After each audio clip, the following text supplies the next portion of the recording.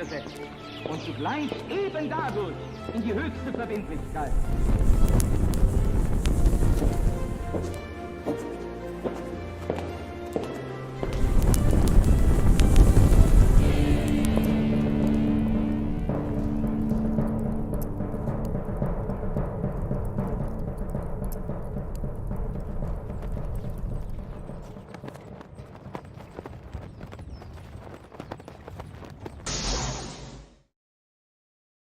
Bienvenidos nuevamente a La Brújula, este programa que hacemos en Conclusión TV. Lucas Carena, que es quien les habla, y Pablo Javier Dávoli, un gran amigo. Lo tengo un poco lejos, igual voy a estrecharle la mano. Extender tu mano. ¿Cómo andás, Lucas? Hola a todos.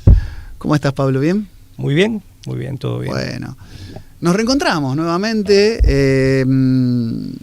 con repercusiones. Vos sabés, Pablo, que hace 2 semanas que no paro, y es algo que me sorprendió gratamente, no paro de mandar artículos de Popper. ¿El artículo de Popper?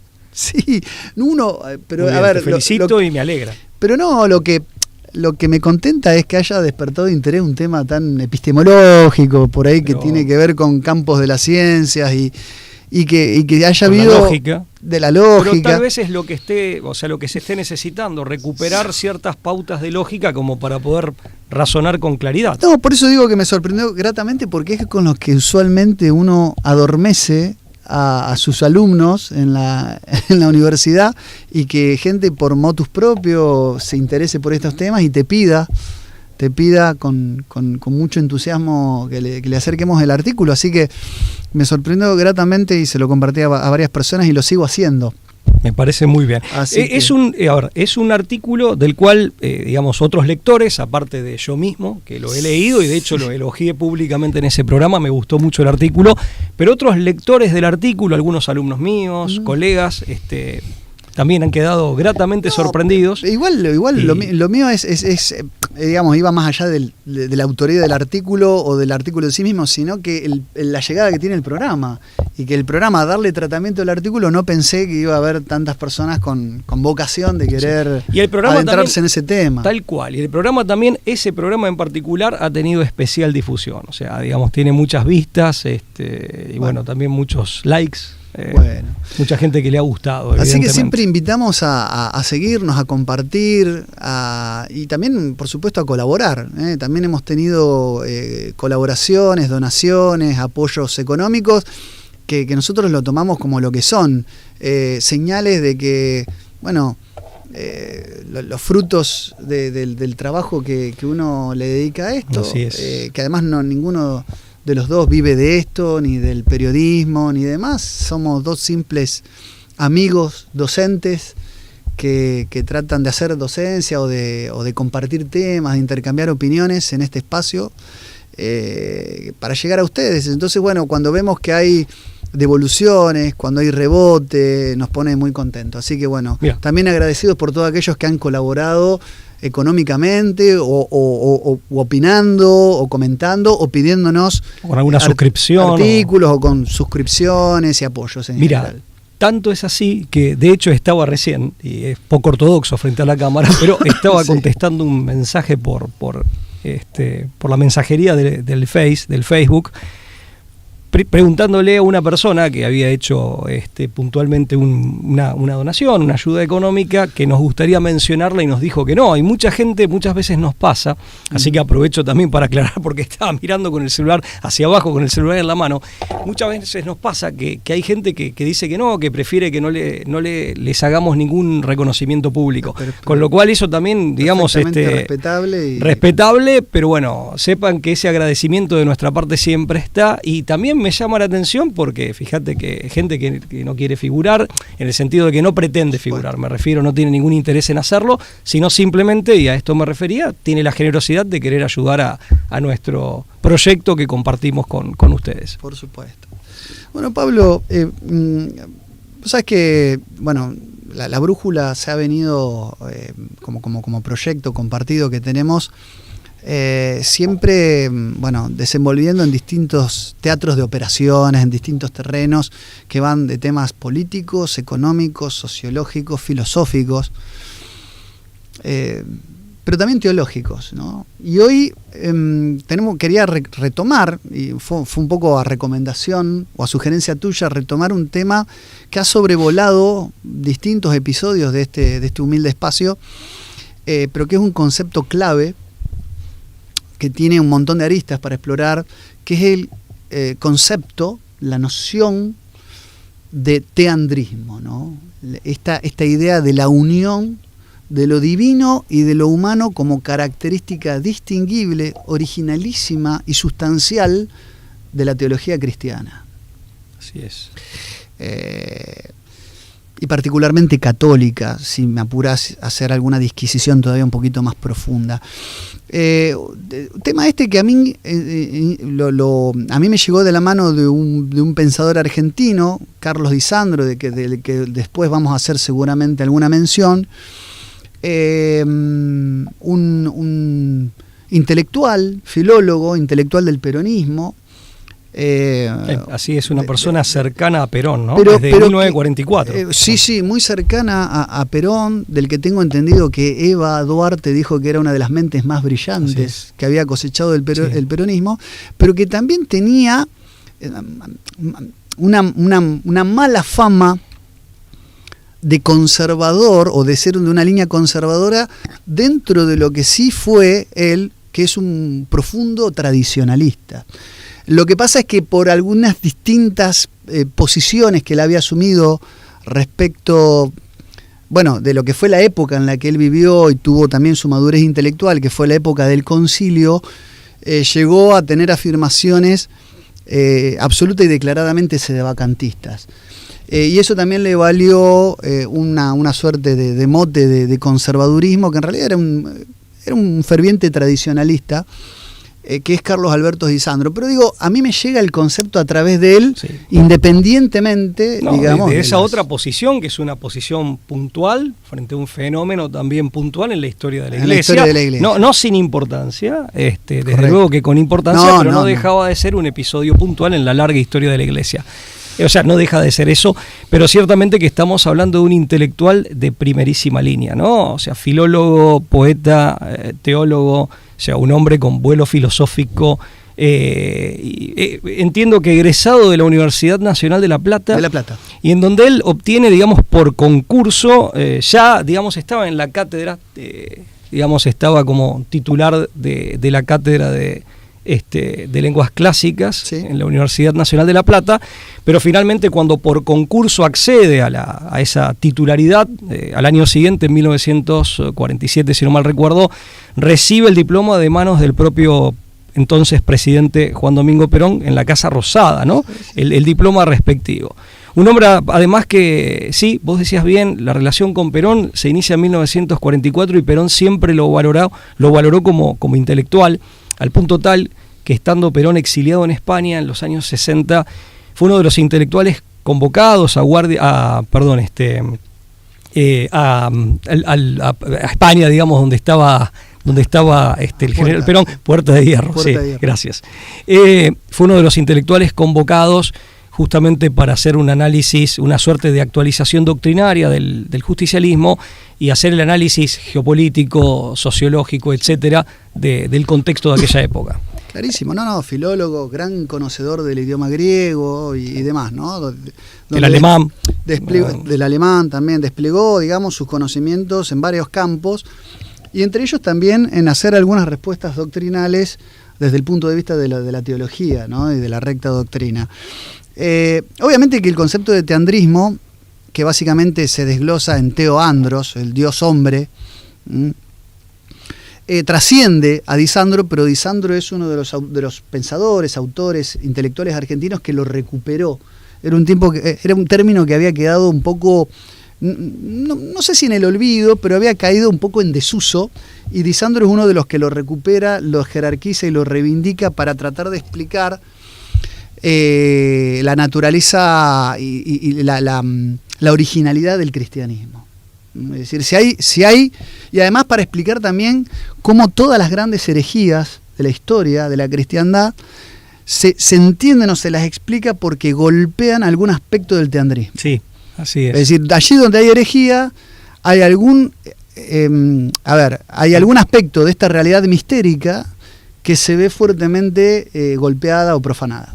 Una realidad mistérica que, como bien adelantaste recién, consiste básicamente o esencialmente en la unión hipostática, claro, de la naturaleza divina y la naturaleza humana en la persona de Jesucristo. Correcto. Y en efecto, y esto la teología tradicional siempre lo ha puesto de manifiesto y lo ha explicado, todas las herejías de algún modo u otro vienen a negar esa unión hipostática de las dos naturalezas, divina y humana, que se dan en la persona de Jesucristo. Así es. Correcto, correcto. Pero esto ciertamente que es la gran novedad del cristianismo, ¿no? Si bien, y ahora seguramente vos te vas a explayar al respecto, y Disandro en esto es un especialista, ciertamente que en la antigua Grecia hay una suerte de prefiguración de esta realidad teántrica desde luego, concretada en Jesucristo. Bueno, el primero en detectarlo, o sea, esto ya está inmerso o está impreso en la teología paulina. Es San Pablo de Tarso, es el que expresa abiertamente la idea de que Jesucristo es un hombre completo y real y al mismo tiempo un ser divino, igual en todo a Dios. Es decir, ese Dios, Kyrios, que era la versión griega de Adonai, Señor con mayúscula, no es un ser diferente a Jesucristo. Sin que por ello, en la teología de San Pablo de Tarso, esto según los estudios bíblicos que hace José María González Ruiz, el primer autor que traemos a colación para esto, sin que por eso se derogue el monoteísmo de la concepción de un único Dios, ¿no? Ahora bien, en esta teología paulina se distinguen, dice este autor, por lo menos, al menos 3 momentos reconocibles de Jesucristo. Uno que es la preexistencia ante Dios, otro que es la vida terrestre o la vida terrena, es decir, el Cristo histórico, ¿no?, que se despliega en el mundo de la creación, y después un tercer momento que es la exaltación en gloria de Dios. Es decir, hay como en la teología paulina 3 momentos. En estos 3 momentos o estados, el sujeto es el mismo a pesar de las condiciones diferentes en las que se presenta, pero que obviamente se realizan plenamente en el segundo momento como un Cristo que es verdadero Dios y verdadero hombre. Esto ya en el libro de los Proverbios, en el capítulo 8, en el versículo 22, cuando se habla de que el Señor me engendró como principio de su camino, se habla ya de un Cristo entendido como Cristo engendrado, no creado, claro, que ha conservado durante toda su existencia la misma naturaleza y esencia divina. Esa esencia divina que es la propia del Génesis 1:1, de un Dios que crea los cielos y la tierra, pero que en esa creación necesariamente tiene que haber un origen precósmico de una sabiduría, un ser de voluntad previo a la creación.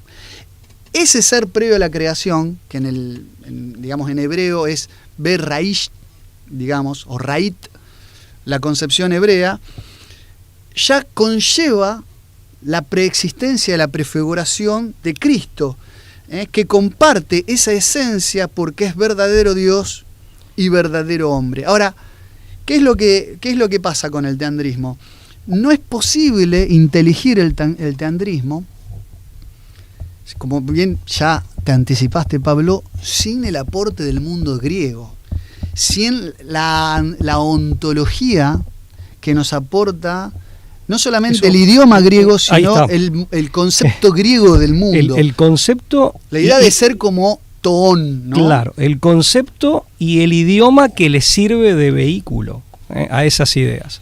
Entonces, en ese sentido... Esto es muy interesante. Bueno, eso es lo que dice Lisandro, ¿no? Es lo que dice Lisandro. El idioma que vehiculiza ciertos conceptos. Efectivamente, es el idioma que permite la formulación de determinadas ideas y que estas ideas sean asequibles a los hombres. Son conceptos que vienen vehiculizados por un idioma que está a la medida de la profundidad de esos conceptos, que al mismo tiempo, o mejor dicho, que a su vez están a la medida de la profundidad y de la riqueza de la realidad que esos conceptos pretenden captar o a la que pretenden referirse. Claro. Y en eso el griego es un idioma, y esto lo explica bien Disandro, superior, al punto de que Disandro dice dos cosas que me gustaría recalcar acá. Por un lado decía que el griego, el antiguo griego, es un idioma sacro. Es un idioma sacro.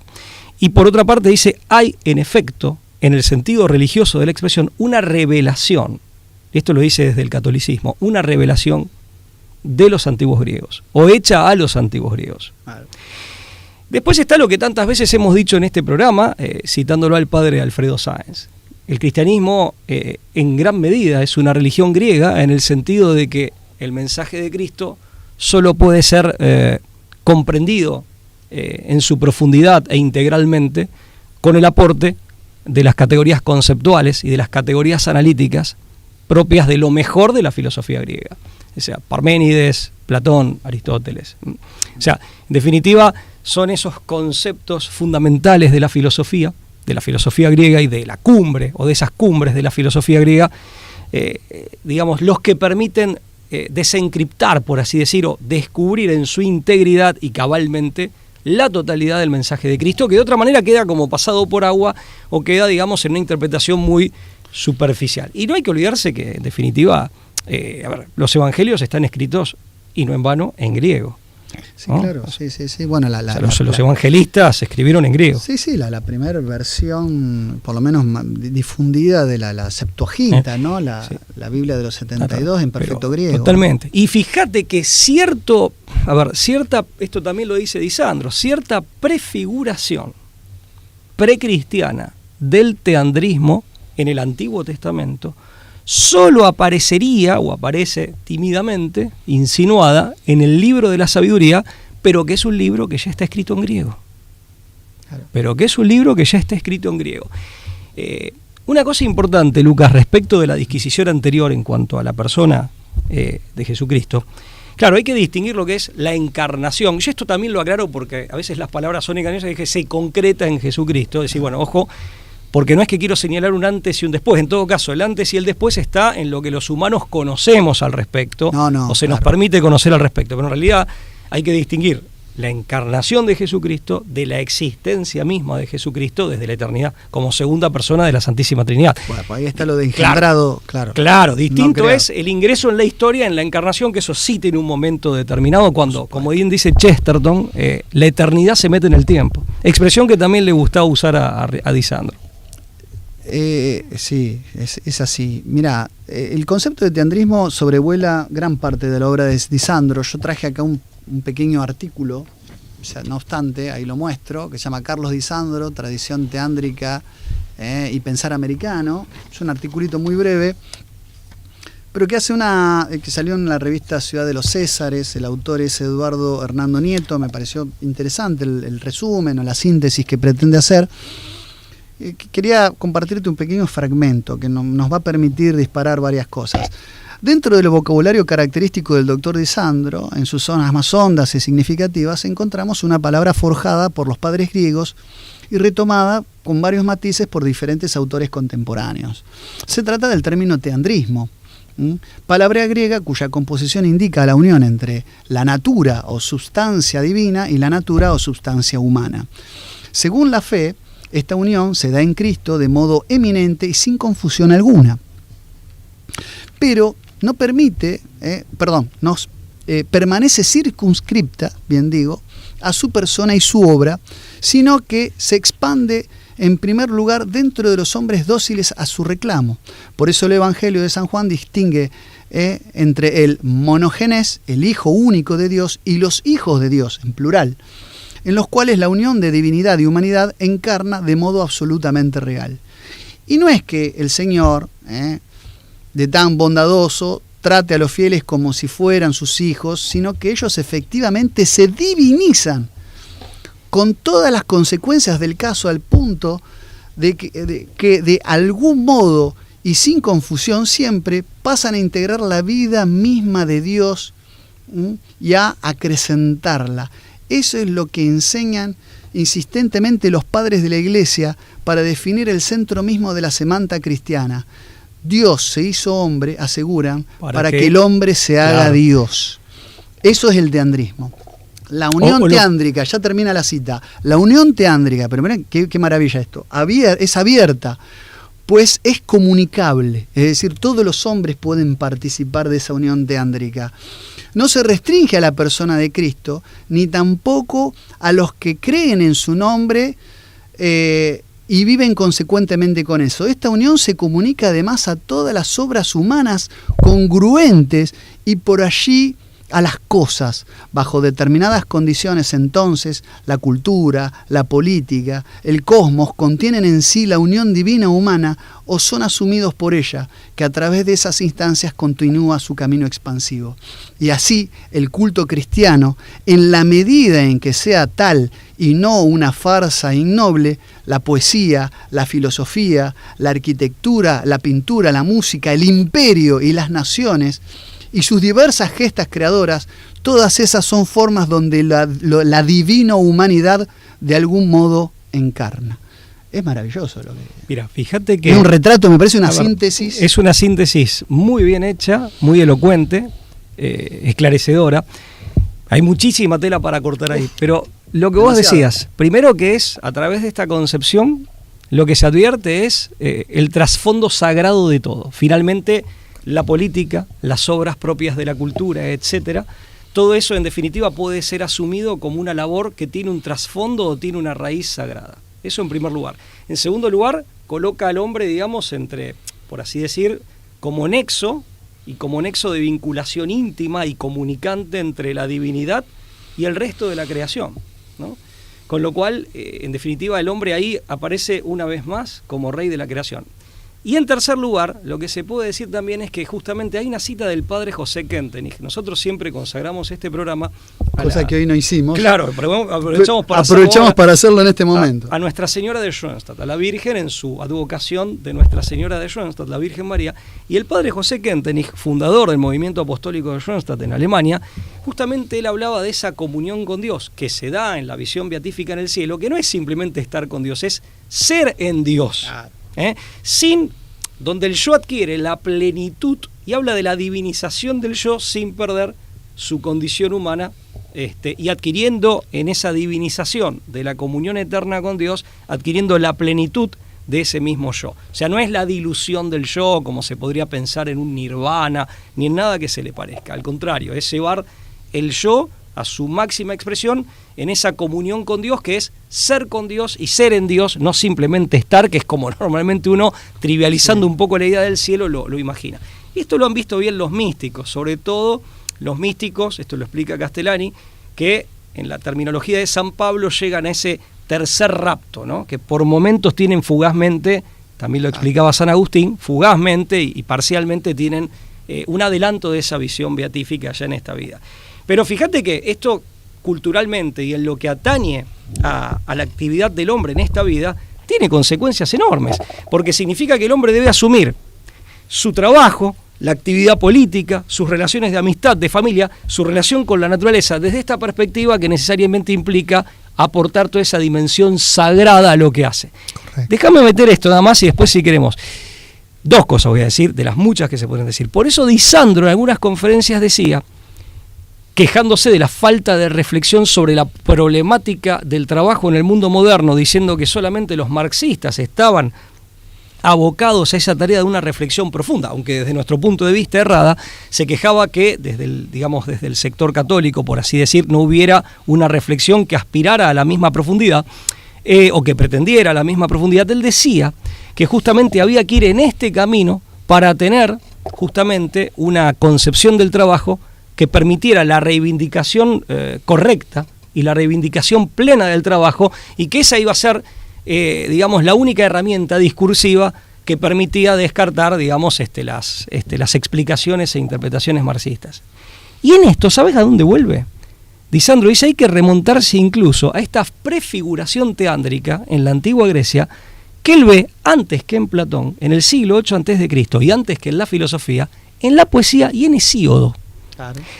Que primero escribe sobre los dioses en teogonía, digo bien, y después escribe en los trabajos y los días, una vez que el hombre tiene, y acá viene el concepto de inspiración divina por las musas, viene justamente cómo el hombre vuelca esta inspiración divina en su actividad dándole sentido a lo que hace en esta vida, el sentido profundo de lo que hace en esta vida, con su trabajo, pero también con la actividad política.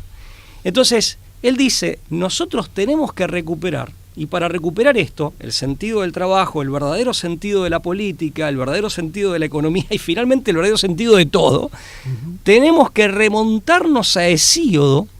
Claro, que en última instancia, digo, Hesíodo... En Occidente, ¿no? Por lo menos. En Occidente, claro. pero que además hoy no hay...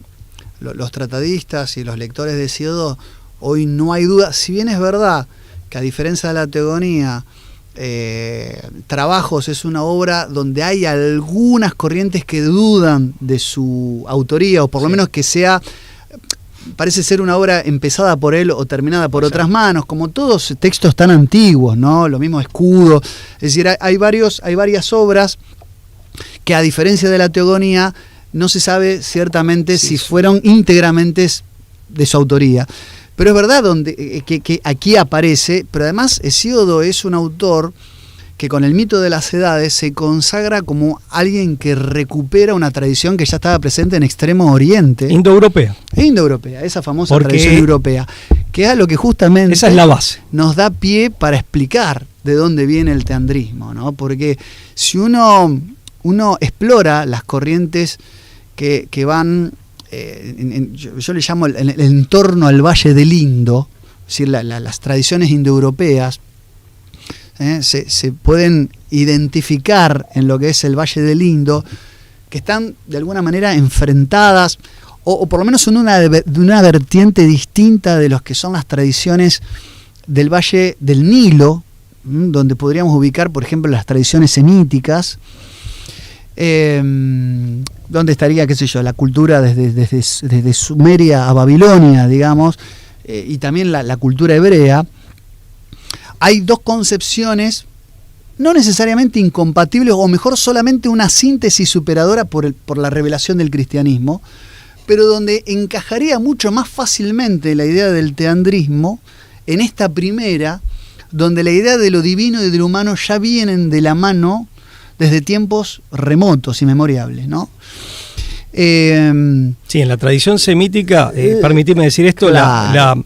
Digamos, Dios aparece siempre como un absoluto otro, hay una alteridad.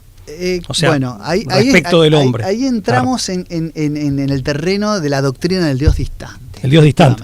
Es un otro absoluto, es decir, hay una alteridad que impide que las dos naturalezas puedan coexistir en una única persona desde ya, ¿no? Mucho más reflejado, y ahí está el ejemplo más claro, en el Dios veterotestamentario, un Dios cuyo nombre no ha de ser pronunciado, un Dios que se presenta simplemente como el que es, Éxodo 3:14, ¿no? Soy el que soy, que no es incompatible con un Dios revelado, pero es un Dios que en todo caso no ha desplegado su esencia en plenitud, o que se reserva en su plan divino, en su ley eterna, no conocible o cognoscible para todos los hombres, algunos aspectos que recién van a cobrar pleno sentido con la revelación, por lo menos para así la tradición cristiana.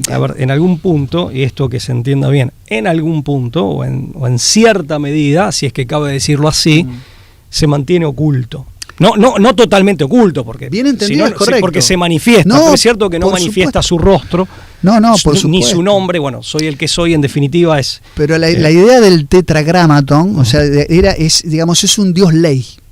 Se acerca más a un Dios palabra, cuyos designios son inescrutables, o sea, por eso hay que cumplir con la ley, es una suerte de positivismo. Efectivamente, es decir, por eso las religiones que abrazan la doctrina del Dios distante se inclinan más a abrazar preceptos, cumplir preceptos, esta idea de los 10 mandamientos, como para decirlo dando un ejemplo concreto, tablas de la ley, son voluntad de Dios expresada, voluntad divina expresada en mandamientos, en mandatos, en leyes que deben ser cumplidas. Sí. ¿No? Hay una moral, si se quiere, que es concebida en términos éticos más, en un sentido más de reglamento, más reglamentarista. Sí, por supuesto.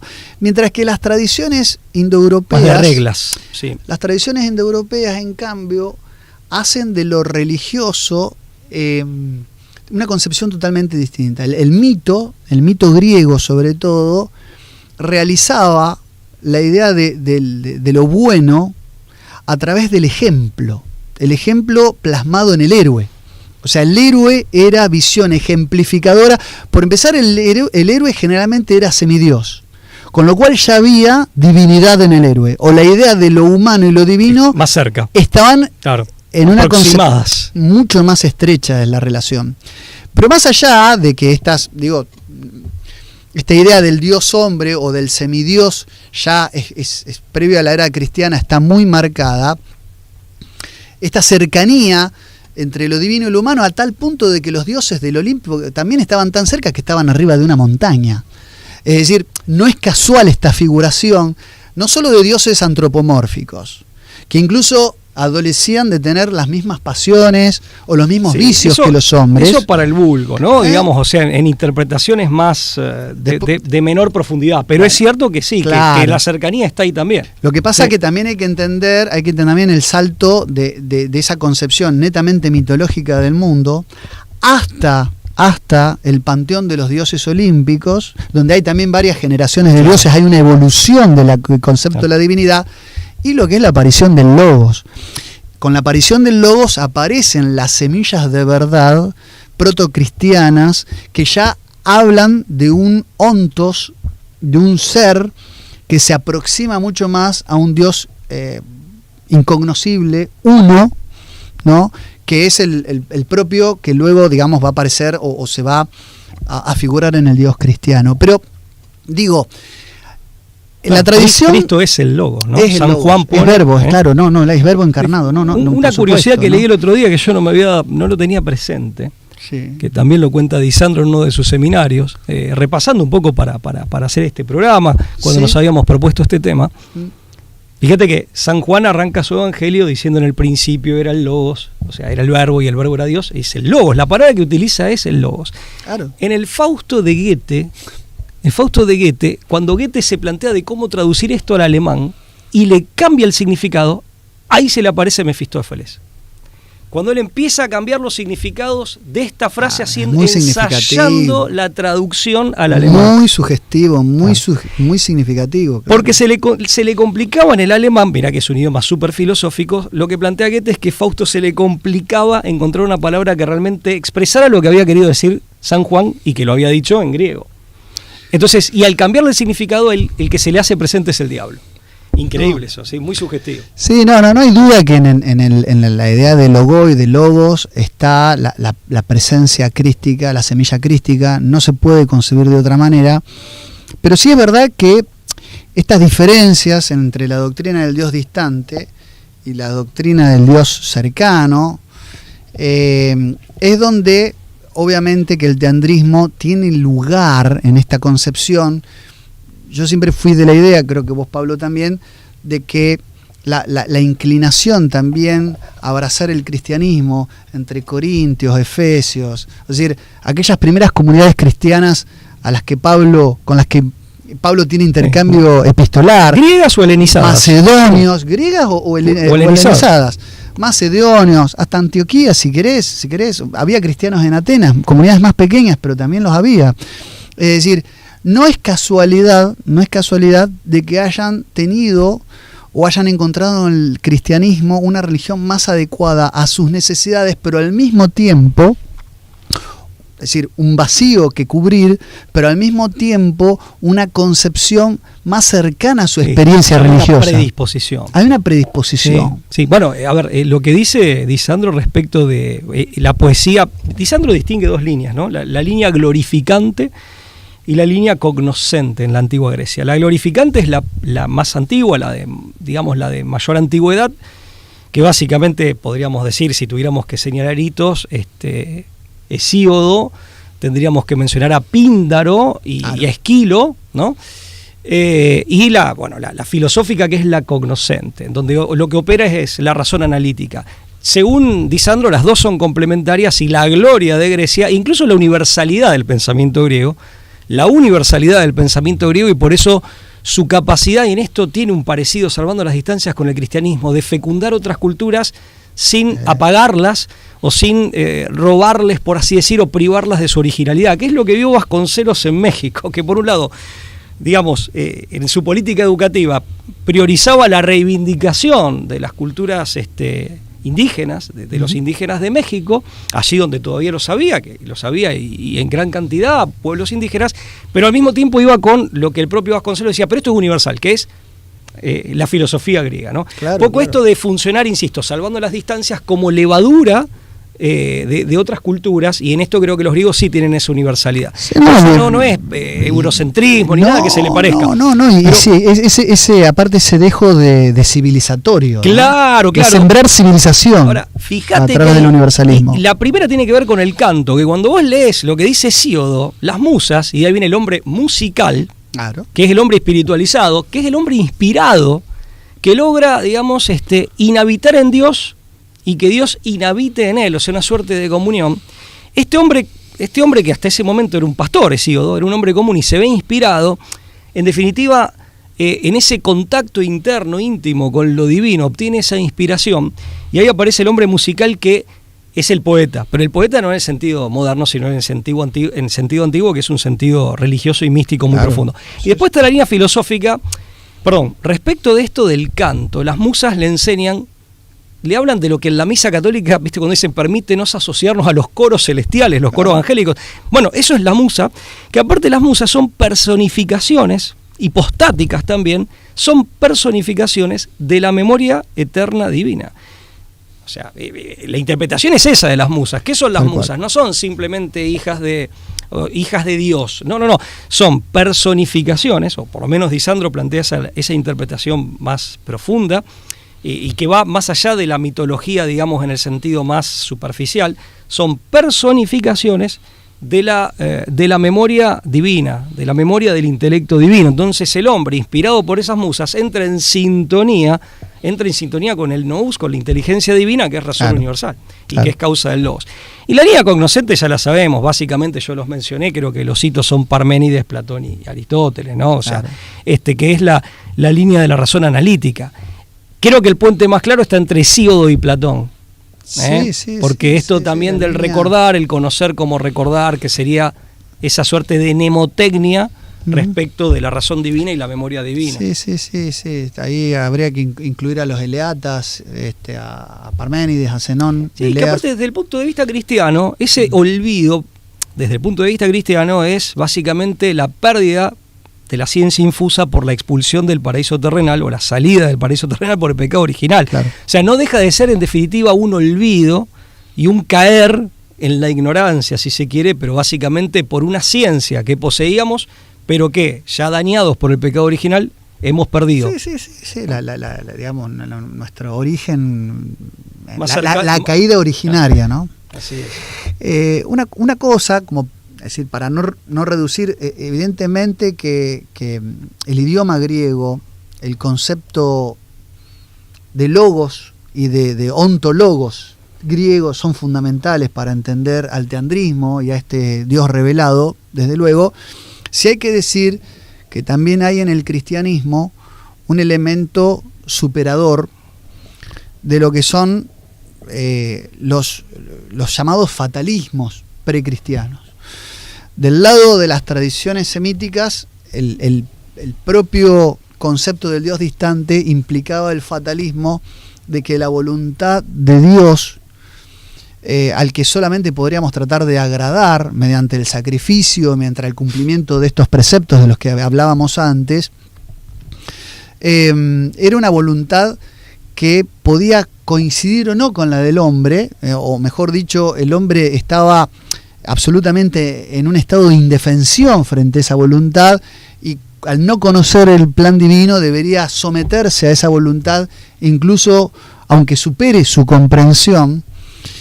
Y eso genera en la doctrina del Dios distante a un hombre mínimo frente a lo divino. Es decir, que no hay una potenciación del hombre que pueda conjugar o ser parte de lo divino. Puede en todo caso tratar de agradar, ¿no?, y de estar en consonancia con lo divino, pero ahí hay un fatalismo, hay una suerte de, como decíamos, abismo que con el cristianismo se supera. ¿Por qué? Porque eso que estaba lejos ahora vuelve a estar cerca. No solo cerca, en contacto, porque es Dios ahora el que asume, ¿no? La persona de Dios que asume una naturaleza humana. Del otro lado, no es tanto por una cuestión antropomórfica, pero sí politeísta que existía. Estamos hablando siempre, como bien dijiste, antes de la aparición de ese logos que prefiguraba la idea de un Dios único. Es decir, ya Platón abandona un poco esta idea, ¿no?, del Dios antropomórfico politeísta, pero por sus propias consideraciones filosóficas.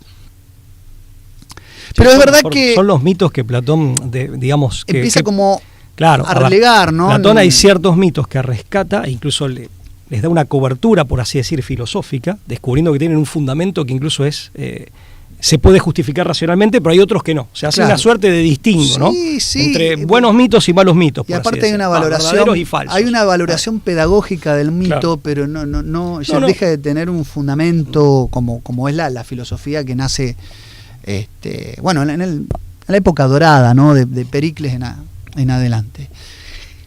¿Qué tiene que ver con el fatalismo? Sí, si bien no por Pericles, ¿no? Que coincidente con esa Atenas. Efectivamente. Esa Atenas, como una Atenas dorada en materia de producción de pensamiento, ¿no? Es decir, no porque desafiados por la corrupción salieron estas cabezas a responder y nos legaron sus grandes sistemas filosóficos. Por supuesto, sí, por supuesto. No, es como la Esparta de Licurgo, o sea, no tiene que ver con una coincidencia en el tiempo, no debido a el fatalismo de los griegos, o vamos a decir del mundo pagano, estaba dado en que justamente como esas voluntades plurales en los dioses era difusa, dispersa, muchas veces contradictoria entre sí, las grandes teomaquias que sometían acuerdos con un bando y otro, esto se ve mucho en la Ilíada, ¿no? Con algunos dioses tomaban parte por los troyanos, Apolo, por ejemplo, y otros dioses tomaban parte, como el mismo Zeus o Poseidón, por los griegos, ¿no? Por los, vamos a llamarlos los dánaos, los argivas y los aqueos. En las grandes teomaquias se veía que las voluntades no siempre confluían y coincidían. Por lo tanto, eso llevó con el paso del tiempo a que las distintas culturas paganas, en el caso de los griegos, los dioses olímpicos, generaron casi como un descrédito, en el sentido de que el destino del hombre estaba marcada por el oráculo.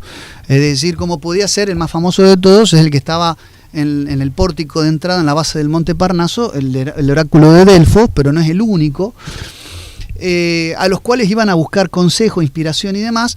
Y los grandes tragediógrafos griegos, Sófocles, Esquilo, al que mencionaste, que además fue un gran guerrero, Esquilo o Eurípides, básicamente la gran trama, de la tragedia griega se basaba en aquellos que querían romper su destino. Es decir, aquellos que querían ir en contra de su destino terminaban encontrándolo de la peor forma.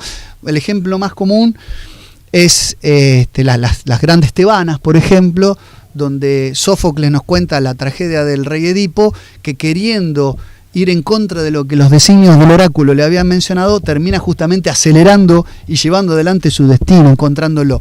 Entonces la Moira, y con esto cierro la idea, la Moira, que es el destino griego, la Norna en la cultura más nórdica, terminaba... Claro, el sino trágico, ¿no? Claro, terminaba teniendo casi como un poder que estaba por encima de los dioses, casi como que apartado de esa voluntad dispersa, variopinta, y por momentos contradictoria. La Moira era lo que terminaba mostrando un destino que el hombre no podía alterar, y eso también... Y que tenía su arbitrariedad también, que es lo que vos ves en la otra tradición. Exactamente. Como una voluntad divina que se me aparece como arbitraria, sería, ¿no? Claro. Perfectamente interpretado. Al lo que hombre se le decir. aparece. Es decir, llegaba a un punto que prácticamente coincidía, como pasaba con la doctrina del Dios distante, donde hay un destino inalterable, inexpugnable, ineludible, al que el hombre estaba en última instancia sometido. Y eso generaba en los seres una suerte de camino de salvación un poco incierto e triste. Caer también en la mecánica de la consulta permanente al adivino, al adivino, digo bien, El sacerdote, la pitonisa terminaba siendo, la figura de la pitonisa terminaba siendo una persona más poderosa que el propio monarca. Claro, lo que ¿no? pasa es que, a ver, obviamente cuando uno habla de la antigua Grecia habla de, solamente de Atenas habla mínimo de 900 años, ¿no? Piensen que nosotros como República Argentina, como nación argentina, no como República, perdón, como nación argentina con toda la furia tenemos 500 años. Entonces, ahí yo creo que eso se compadece más con los momentos de decadencia. Eso también, algo dice Disandro, pero sobre todo Chesterton lo explica bien en El Hombre Eterno, o creo yo, por lo menos una explicación que a mí me cierra, de que esa caída en este tipo de las artes de adivinación y una suerte de obsesión y este apocamiento del hombre, que en definitiva aparte empieza a experimentar lo divino como sino trágico o como, en definitiva, como una fuente de caprichos, que el hombre queda como una marioneta frente a los mismos. Pero eso tiene más que ver con un politeísmo ya degradado. Por eso, para cuando ya viene el cristianismo, también viene para encontrarse con un paganismo, por así decir, que ya estaba agotado en sus posibilidades. O sea, que estaba, vuelve un poco lo de la prefiguración, la predisposición, pero también lo de la necesidad de que aparezca algo nuevo. Ahí me parece que me cierra un poco esa explicación. Fíjate que Hesíodo, que es en orden, ¿no? Después de Homero, la Biblia de los griegos, o sea, primero viene la Ilíada en orden de importancia, la Ilíada y si se quiere la Odisea, pero más allá de los cantos homéricos, Hesíodo, que es un poco el que cuenta las generaciones de dioses, los dioses primordiales, los titanes, los dioses olímpicos, que es las musas, el verdadero descriptor, ya también lo hace explicándolo desde la era en la que se encuentra. Él está en el siglo VIII a.C. Pero ya es edad de hierro. O sea, él ya está diciendo, él ya está hablando que la propia escritura y la explicación de todo eso tiene asidero necesariamente en un momento de decadencia. Porque esos dioses no habría necesidad de describirlos en edades anteriores. Claro. Forma parte de las mismas consecuencias de la decadencia tener que explicar los propios orígenes.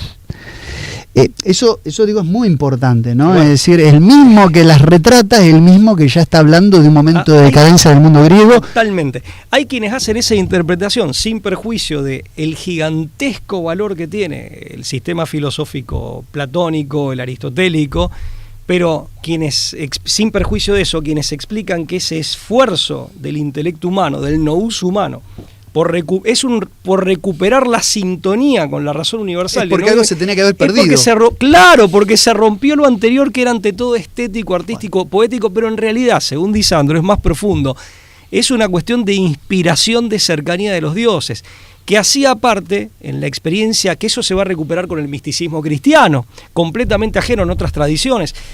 Esa experiencia de Dios adentro mío, sentirlo tan conectado a mí, tan en comunión con Él, en el caso de los místicos, no como una experiencia externa, sino interna, en donde incluso se empieza a hablar, que es lo que a veces vale por las limitaciones del idioma o del intelecto humano, ha valido también alguna que otra condena de herejía, que creo que en parte es lo que le ha pasado a hombres como el Meister Eckhart, en la época de Santo Tomás, te quiero medioevo, o lo que le pasó, que acá lo traje a Castellani, cuando cuenta del poeta hereje y mártir, Al-Alaj, que hablaba en árabe, pero en realidad era persa y por lo tanto pertenecía a la tradición indoeuropea. De hecho, su abuelo era zoroastrista, que termina siendo condenado en el mundo del Islam, termina siendo condenado por hereje, cuando él dice, yo soy la verdad, o quien me ve a mí, dice algo muy similar a Jesucristo, está viendo al Padre. Palabras más, palabras menos, pido disculpas por el parafraseo, pero quiero decir, porque en realidad, insisto, con las limitaciones del idioma e incluso en la ideación, en la manera que tenemos de pensar lo que nos pasa,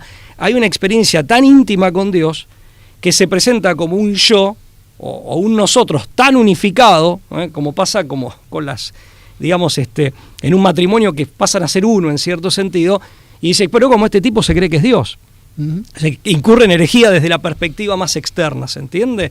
Entonces, esto también tiene que ver con el teandrismo y era algo que se había roto y que claramente el cristianismo, desde luego, con Jesucristo lo recupera plenamente y como nunca antes había existido. La posibilidad de tener esa experiencia de comunión con Dios, ¿no? Bueno, a la Eucaristía le decimos comunión. No, por supuesto, eso es el significado profundo de la común unión, ¿no? 2 o 3 cositas más muy brevemente, yo ya después si querés vamos llegando a las conclusiones finales, pero porque es un tema que da para muchísimo, pero creo que podemos hacer algunas precisiones.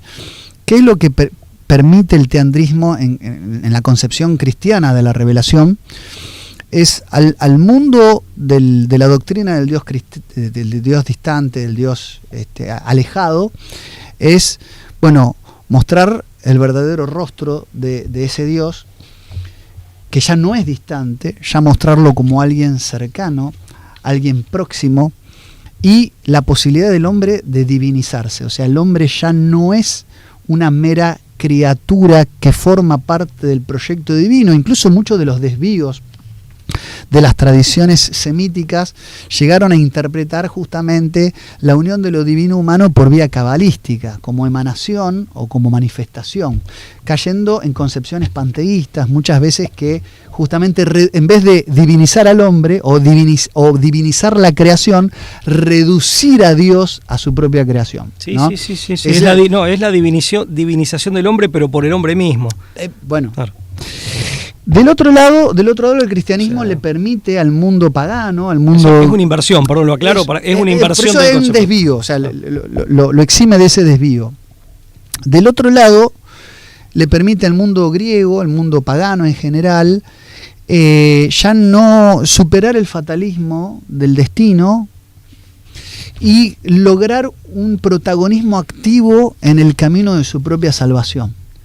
Es decir, ese destino al que no podíamos surcir de ninguna manera, el cristianismo nos permite transitar una vía activa de salvación a través de esta común unión. Y otra cosa que quería decir que digo que me parece que es clave, es que en esa, por así decir, la superación, y también así como está el desvío cabalístico, que tiene su retrato en manifestaciones de Abraham Abulafia a Pico de la Mirándola, ¿no? Es decir, una cábala cristiana, es decir, fue muy, muy marcada la influencia de la cábala en cierto momento de la historia de Occidente. Del otro lado también está el desvío gnóstico, que está muy influenciado por la herejía marcionista de directamente romper o bifurcar la idea del Dios del Antiguo Testamento, de un Dios demiurgo, o sea que la creación es en todo plano algo malo, y un verdadero Dios incognoscible que sería un Dios distinto. Así es la doctrina de los dos dioses. Eso también es el otro desvío, el cual el cristianismo resulta superador, que además es un desvío que solamente se alcanza, digamos, una vía de plenitud de salvación por vía iniciática, pero no de común unión con un uno que salva a través de, con lo cual se cae en algo que no es teandrismo, sino que es el androteísmo, en el cual cada uno o cada quien es su propio Dios. Ese es otro también desvío del cual el cristianismo es superador. Dicho esto, digo una cosa más. El mundo y la concepción moderna del mundo, lamentablemente, ha dejado, junto con el teandrismo, lo que fue una idea, una concepción gibelina del mundo, y esto lo quería también decir, lo quería anunciar, en el cual justamente no se podía separar lo divino, por ejemplo, de toda manifestación humana, precisamente en esa conjunción teándrica, por lo cual el arte, la cultura, la manifestación artística, esto que vos hablabas de la musa, todo lo que de la musa salía, era necesariamente una expresión de lo divino.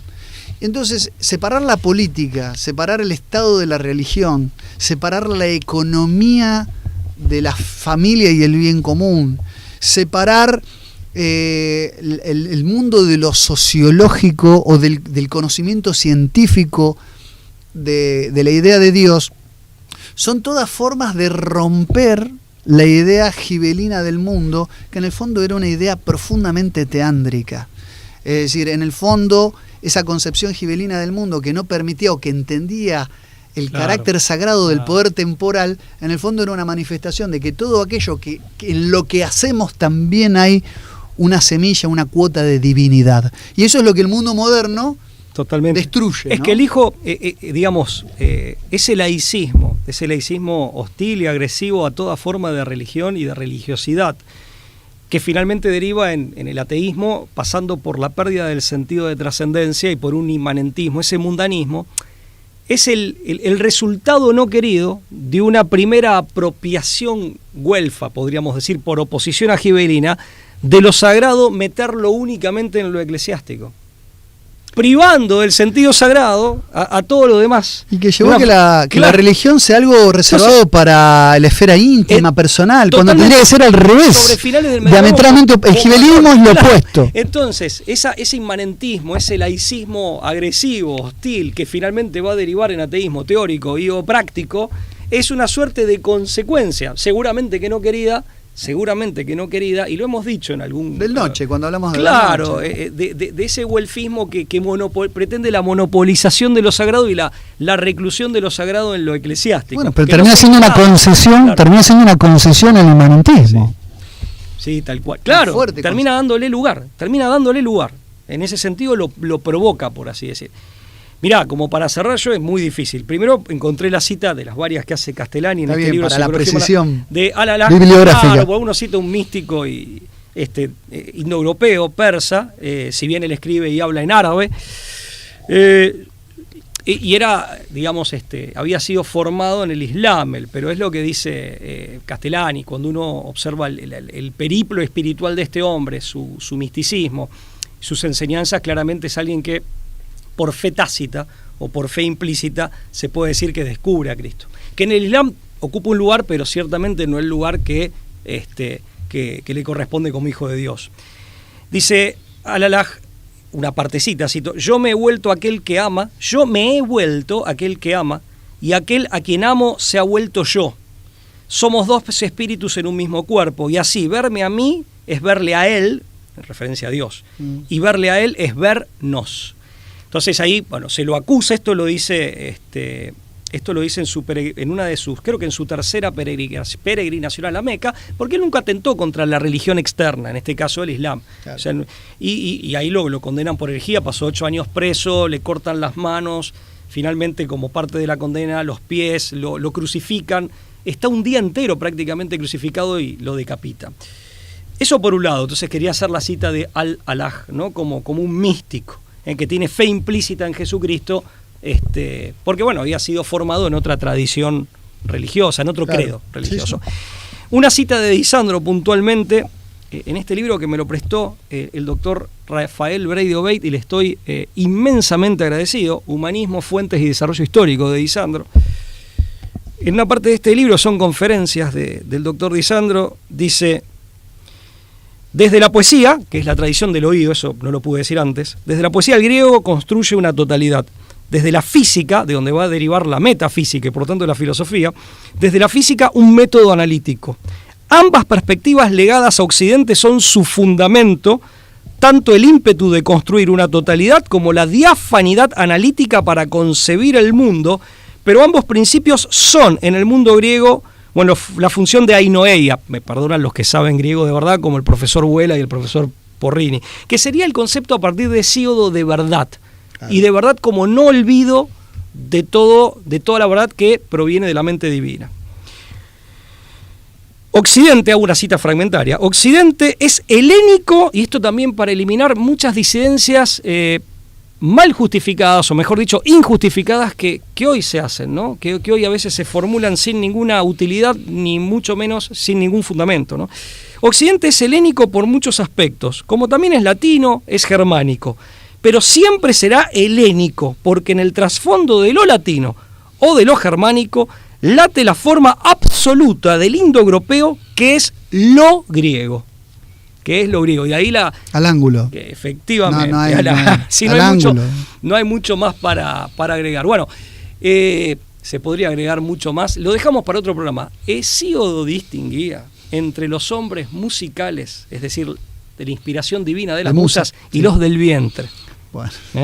El hombre moderno es un hombre del vientre. Ajá. De ahí nuestra digamos, nuestra limitación para entender ciertas cosas y manejar ciertos problemas y nuestra gran capacidad para crear otros. Claro, sí. Pero bueno, lo dejamos para otro programa. Pablo, y apelando a las musas, a Terpsícore, Melpómene y el largo etcétera de las 9, hoy hemos nuevamente abordado un tema profundo que esperemos que llegue a quienes están del otro lado. Siempre con lo tiránico de los tiempos en los medios, siempre abriendo puertas, inoculando interrogantes y nunca siempre dándole acabado tratamiento o definitivo tratamiento a los temas. Y advirtiendo de nuestras limitaciones, por supuesto, esto también hay que decirlo. No, es un tema apasionante, pero que, digamos, no siempre son fáciles de explorar, ¿no? Totalmente. Hoy lo pensaba cuando venía para hacer este programa, digo, son temas, yo lo voy a decir como lo siento, dignos de mejores hombres que nosotros, pero bueno, es lo que hay. Así que hacemos lo que modestamente podemos hacer y pedimos perdón por por todo aquello a lo que uno no llegó por no estar a la altura eventualmente. Una cosa, quiero volver a agradecer a todos esos muy modestos, como este señor que me decía, no me mencioné, yo quiero a la brújula, hice mi modesto aporte, me puso una cosa así, qué sé yo, pero quiero agradecerles porque incluso tienen esa modestia, hablando de modestia, a eso me refería, tienen esa modestia y tienen esa generosidad, así que vuelvo a agradecer a los que ayudan a la brújula. Nos reencontramos la próxima, gracias. Hasta luego.